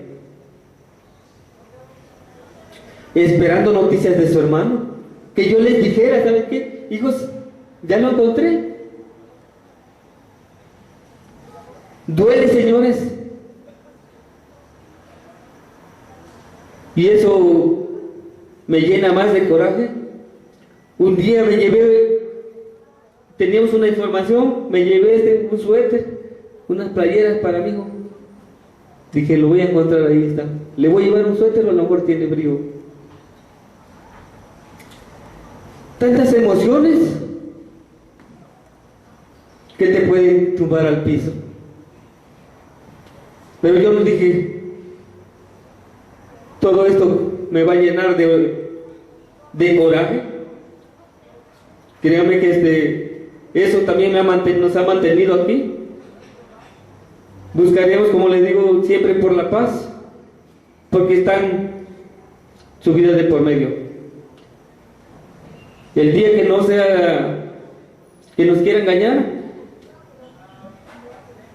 creo que esto no va a quedar así. Daré la vida. Creo que yo no voy a seguir permitiendo.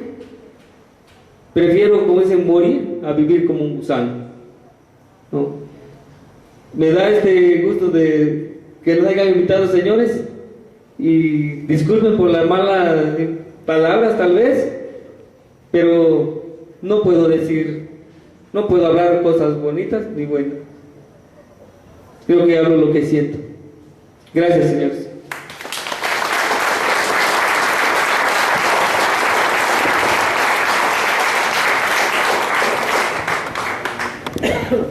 Sí, buenas noches a todos.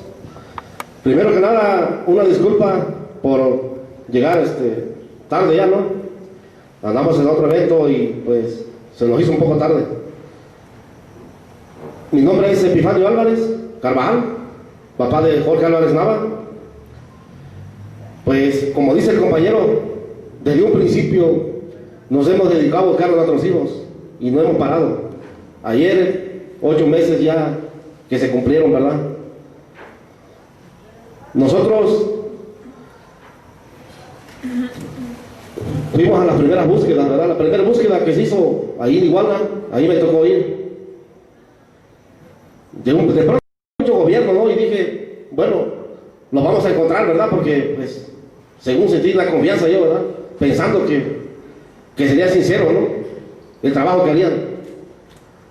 Pero ya que llegamos ahí al cerro, ¿no? Hasta arriba.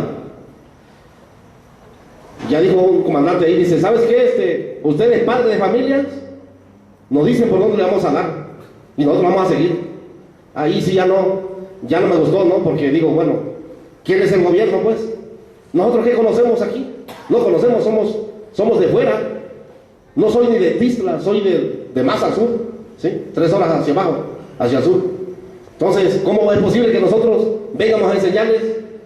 ¿Verdad? Eso pensé yo entre mí, ¿no? Y ahí sí ya no, ahí perdí las esperanzas, ¿verdad? Digo, no, pues, estos están jugando con nosotros, ¿verdad? Porque ellos son los que traen las armas y ellos son los que tienen que buscar. El gobierno siempre nos ha dicho a nosotros, como padres, que tenemos que buscarle los puntos, información, para que ellos puedan ir con nosotros. Y eso no está bien, ¿sí? Porque en primer lugar son los responsables ellos se llevaron a nuestros hijos. Y en segunda, para eso se les paga, para que hagan su trabajo, ¿verdad? Nosotros no nos paga nada. Un día nos tocó ir para allá, para Filo de Caballo, ¿sí? Donde encontramos mucha amapola. Y exactamente lo mismo nos dijo un policía. Corran de adelante, dice, porque era una bajada, ¿no? Váyanse ustedes por delante, dice, nosotros vamos atrás. Y el arma dijo, dámela pues, dame el arma y vete atrás, cabrón, ¿sí? Y yo me voy adelante. Pero siempre así, ¿verdad? Yo no sé si lo hacen como burla para uno, pero sí te encabrona todo eso, pues, ¿sí? La verdad. Llegamos a la amapola y estaba ahí floreando, ¿no? Empezaron ellos a destruirla y nos dijeron que la ayudáramos. Digo, no, yo no vine a destruir amapola, yo ando buscando a mi hijo, cabrón, digo, ¿sí? Destruyan ustedes. Agarraron palos y la empezaron a patear ahí, a destruir, ¿sí? Todo esto que el gobierno nos ha hecho a nosotros, la verdad, quiero decirles que nosotros no tenemos miedo. Desde que pasó esto, ni un poquito de miedo, la verdad. Pase lo que pase, estamos aquí adelante y siempre vamos a estar. Nos tocó, ¿verdad? La de mala, ¿verdad? De estar adelante nosotros. Queremos decirles que ya cambiamos este maldito gobierno, ¿verdad? Que estamos encabronados y si nos toca a nosotros, vámonos adelante, ¿sí? Ahorita allá en Guerrero no va a haber elecciones. Muchos dicen, nos dicen a nosotros, oye, ustedes como padres van a pedir las elecciones. Y quiero dejarles claro, no somos nosotros como padres, es la sociedad civil, ¿sí? La que ya está encabronada, la que ya se dio cuenta, la que está levantando la voz, ¿sí? No puede ser que día a día 3, 4, 5 muertos, 20, eso ya no está bien, ¿sí? ¿Qué hace el gobierno ahí metido? ¿Sí? La Costa Chica, toda la Costa Chica, ahí hay chingo de retenes militares. ¿Qué hacen ahí? Intimidando a la gente nada más. Pero no hacen nada, no hacen un bien para el pueblo. Nada más están intimidando a la gente, ¿verdad? Como dice aquí el compañero también, ¿cómo es posible que teniendo, ¿verdad? El señor ahí gobernador, ¿verdad? ¿Por qué no dio la cara? ¿Sí? ¿Por qué corre?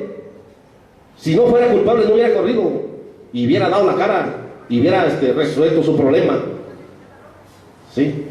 Ahí ya está, él solo se está echando la culpa, pues, ¿sí? ¿Y por qué no se ha investigado, pues? ¿Sí? Que se investiguen todas estas ratas para que caigan y se castiguen como la ley, ¿verdad? Si es que haya ley, pues, que se castiguen, se tienen que castigar porque nuestros hijos, la verdad, inocentes, muchachitos que empiezan a vivir su vida, ¿verdad? Nosotros decimos que empiezan a vivir, para nosotros siempre están vivos nuestros hijos. Hasta que no haya pruebas científicas, vamos a decir que ya no están aquí con nosotros. Pero mientras no haya pruebas científicas, para nosotros están vivos. Y mucha gente en muchos lugares nos critican. Ya dejen de buscar a sus hijos, ya están muertos. Pero ¿y cómo lo vamos a dejar si no hay pruebas? ¿Sí? No hay pruebas, ¿cómo lo dejamos? Ustedes son padres, ¿sí dejarían? ¿Dejarían de buscar a sus hijos si no hay pruebas? Tendrían que andarlo buscando, ya que me critiquen, no le hace. Tenemos que seguirlo buscando, ¿sí? Es una vergüenza, señores, de recurrir a otros países para que nos resuelvan nuestro problema. Entonces, ¿para qué queremos gobierno si no resuelven nada? ¿Sí? Al contrario de ellos, somos los mismos que nos matan y nos desaparecen. No necesitamos el gobierno. Allá en Ayutla, pues, se están formando consejos populares, ¿sí? Se quieren autogobernar. Ellos solos, me tocó ir a una reunión a mí allá, Ayutla de los Libres, para allá, para Costa Chica, ¿sí? Se están autogobernando ya no quieren poner ningún presidente, porque el presidente no lo pone el pueblo, se ponen ellos mismos, o de arriba los mandan, ya nomás para que ganen el voto, ¿verdad? Y para esto necesitamos, yo creo que poner una gente humilde, una gente que sepa de dolor, que si ves un niño sin guaraches, que te dé lástima y que lo ayudes, ¿sí? Eso es lo que queremos, un presidente que se fije en eso, que no se fije solamente en su bolsillo, ¿sí? Para irse a gastar a otro país después. Yo me fijo, yo veo que en México hay mucha gente pobre, ¿verdad? Y mucha gente que también tiene de dónde. Y aquí en México nosotros tenemos el mayor apoyo, la verdad se lo digo, de todo corazón, de toda la gente. Porque cuando venimos, dejan de comer para poder darnos a nosotros para seguir con el movimiento. Eso es verdad y se los digo de corazón. Y estoy agradecido con toda esta gente de aquí de México. Ahorita que llego, veo las fotos, veo las lonas. Esta es mi gente, ¿sí? Esta es la gente que está con nosotros, que le duele lo que a nosotros nos pasa. Y de verdad se los agradezco de corazón. Seguiremos adelante nosotros, no pararemos, porque el gobierno ha tratado de comprarnos, ha tratado de ofrecernos dinero, y nosotros nunca venderemos a nuestros hijos. Como dice el compañero, preferimos morir, ¿sí? No vamos a dejar de buscar a nuestros hijos, con el apoyo de ustedes. Yo soy campesino, me he dedicado a trabajar la tierra, ¿sí? Con trabajo hice crecer a mis hijos. Es tan grande, él es el menor de todos, 19 años tiene, ¿sí? Cuando uno tiene un niño y le pasa algo, ¿sí? Se da un raspón en el pie y dice uno, mejor me hubiera pasado a mí, ¿verdad? Como padre. Y es cierto, porque le da dolor ver a su hijo que tenga uno que le duele algo, ¿sí? Ahora imagínense nosotros cómo nos sintemos, ¿sí? Y que el maldito gobierno nos haya hecho esto a nosotros. La verdad es insoportable, pero aquí estamos de pie y con coraje. Y decirles que vamos a seguir adelante, que nosotros no paramos, ¿sí? Vamos a llegar a saber el paradero de nuestros hijos, con la ayuda de todos ustedes. Pues yo les doy las gracias infinitamente, señores, señoras, a todos ustedes, porque de verdad se ve el apoyo. Y cuando veo gente yo así, me dan ganas hasta de hablar, ¿sí? Pero cuando veo gente muy poquita gente así, ¿verdad? Pues como que no me dan ganas, pero la verdad, veo que están con nosotros y vamos para adelante. Y que cambie este país para que nuestros nietos ya no vivan lo que nosotros estamos viviendo, señores. Para que si tenemos que morir, hay que morir, pero con la cara en alto. De verdad se lo digo. Porque vivos se los llevaron. ¡Vivos los queremos! Porque vivos se los llevaron. ¡Vivos los queremos! Gracias, señores, y hasta la victoria siempre.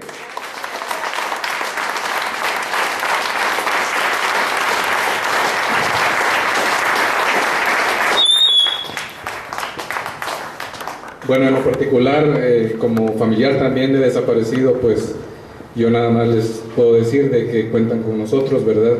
Lo que ustedes decidan, nos vamos a apoyar. Pues agradecemos a todos, no sé qué tocaría, la verdad, me ha dejado esto emocionado, llevamos mucho tiempo con esta emoción, como decías.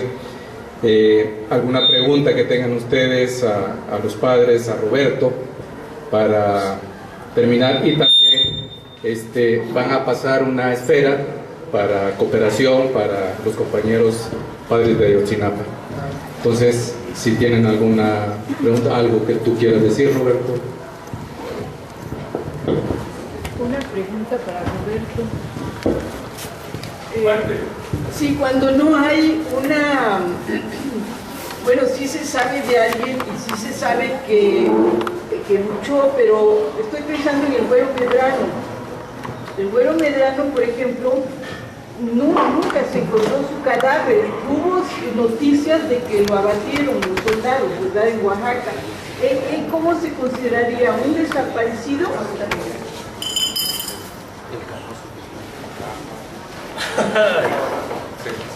Buena pregunta. Yo ahí tengo una posición eminentemente política. Ajá. Alguien lo reivindica, es un desaparecido. Ajá. Ya. Ya. Dios mío. Muy buenas tardes a todos. Yo soy Genova, soy abogada. Trabajo en la Procuraduría de DF. En la Procuraduría de DF. En la Procuraduría de DF trabajo. Entonces, de tal manera que somos favorables por hacer todas las averiguaciones previas, los asuntos criminalísticos, la escena de crímenes, muchas cosas. Muy desgraciada la investigación desde el principio. El hecho de que estén por todos lados regada la indagatoria, por todos lados detenidos, unos en Puente Grande, otros. Eso no puede ser. ¿Cómo careas? ¿Cómo careas a los familiares? ¿Cómo careas a los testigos, a los imputados, teniendo tan desasiada la indagatoria? Terrible.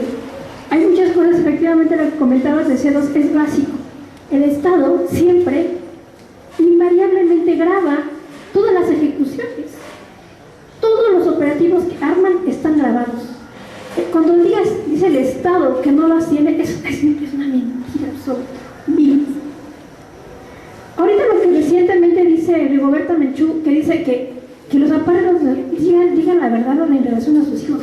La señora mejor que se calle. De verdad, es terrible que Rigoberta Menchú haga ese tipo de pronunciamientos.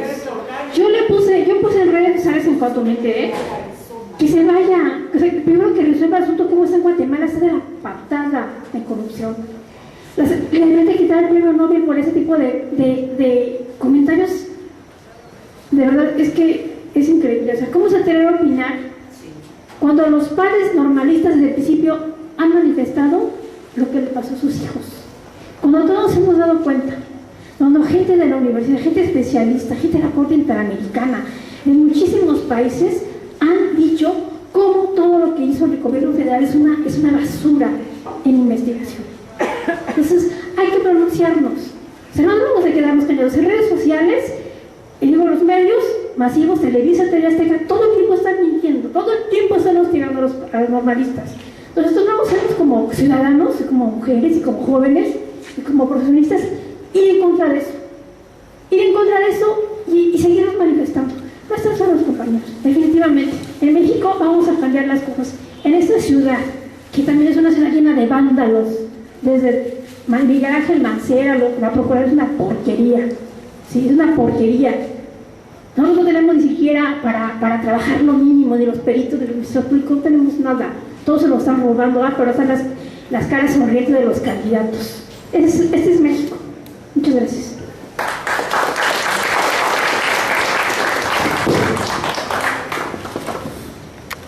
Una de las recomendaciones del grupo de la Comisión Interamericana de Derechos Humanos fue precisamente esa, que el expediente debe de estar concentrado nada más en un solo juzgado. Sí, y ¿habría alguna otra pregunta, intervención?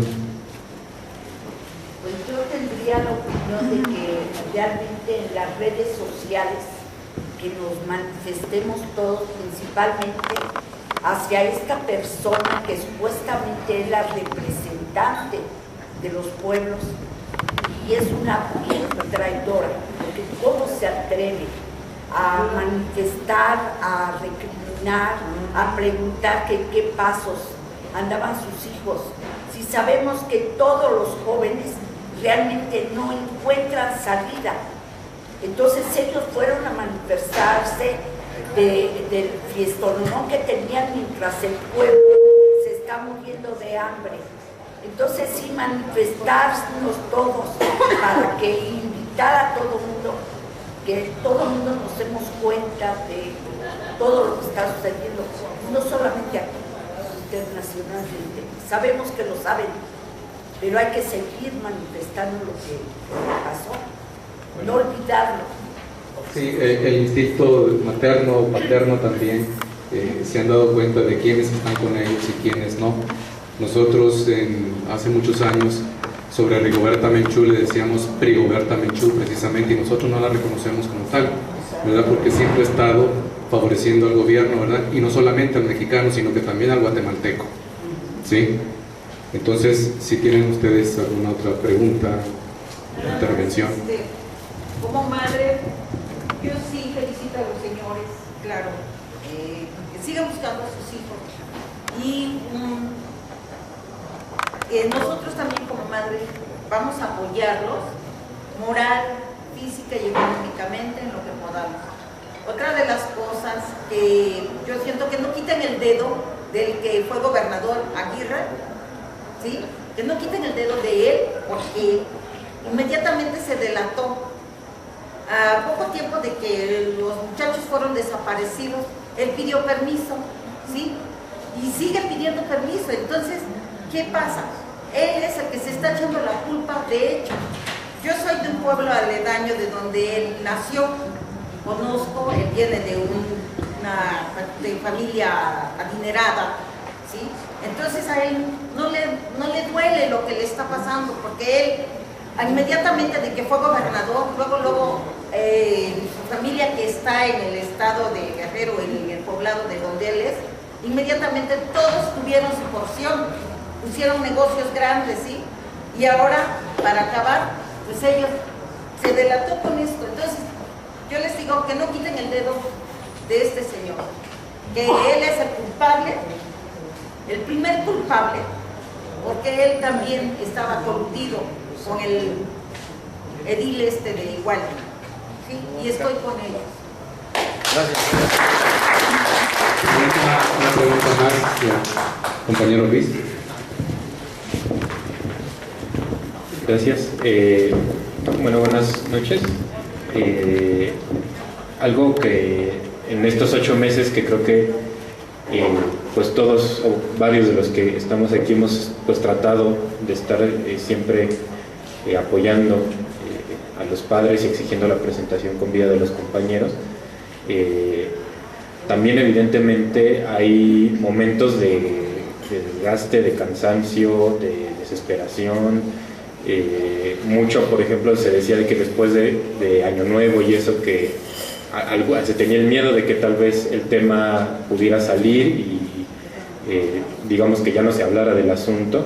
Creo que por suerte no es así, sigue siendo un tema presente, pero algo que, y mi comentario más bien, y por lo que estamos, por el espacio en el que estamos, es que en estas actividades, ayer que se presentaba el documental Vivos se lo llevaron, vivos los queremos, y las propias actividades que más adelante realizará el propio museo, que vienen compañeros que el Comité Eureka pudo recuperar, que estuvieron desaparecidos, que aparecieron, que se presentaron con vida. Yo creo que a veces eso, en el movimiento de solidaridad, etcétera, lo tenemos poco presente, de que hay una experiencia histórica en este país, de que la lucha pagó, y la lucha pagó recuperando con vida a desaparecidos políticos en este país, ¿no? Porque esto, digamos, también cuando íbamos a botear en las brigadas de la universidad, etcétera, también nos decían mucho eso, pero ya pasó mucho tiempo, que no sé qué, ya déjenlo. Y no es nada más la convicción que creo que todos compartimos con los padres de seguir luchando hasta la presentación con vida y que se haga justicia, sino además hay un argumento histórico que tenemos, que es que efectivamente se pudo recuperar a compañeros desaparecidos, y en momentos en los que cuando se hablaba de desaparición forzada, o sea, no tenía la amplitud que tiene ahora, digamos, socialmente, tantas personas que lo tienen ahora, ¿no? Eso creo que, digamos, tanto para los familiares, para los compañeros, para quienes hemos acompañado ese movimiento, siempre tiene que ser algo pues muy presente, ¿no? De que es posible, no nada más por nuestra fuerza de voluntad, que es lo primero, sino también por esta experiencia histórica de que se pudieron recuperar compañeros, ¿no? Bueno, con esto agradecemos un fuerte aplauso a los compañeros de Yosinapa, y también recordarles a ustedes que los libros del compañero Roberto van a estar aquí, son libros muy interesantes, los vamos a tener todo el tiempo que sea necesario. También lo que decía Luis, ¿verdad? Nosotros, la lucha, el tesón, ha obligado al gobierno a presentar con vida a los desaparecidos que nosotros hemos tenido también. Entonces les agradecemos mucho y pues buenas noches, y vamos a seguir con las actividades aquí en la Semana del Detenido Desaparecido.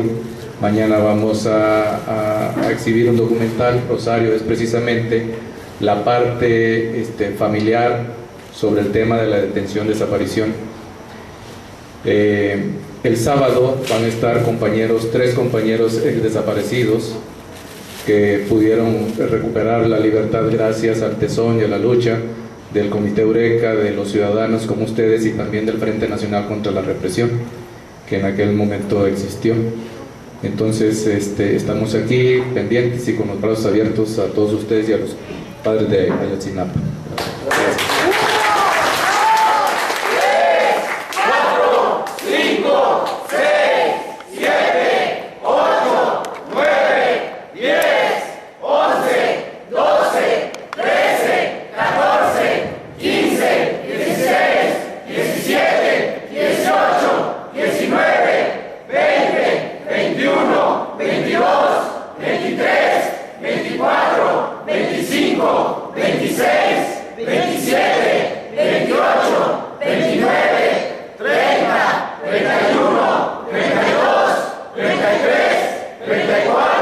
35, 36.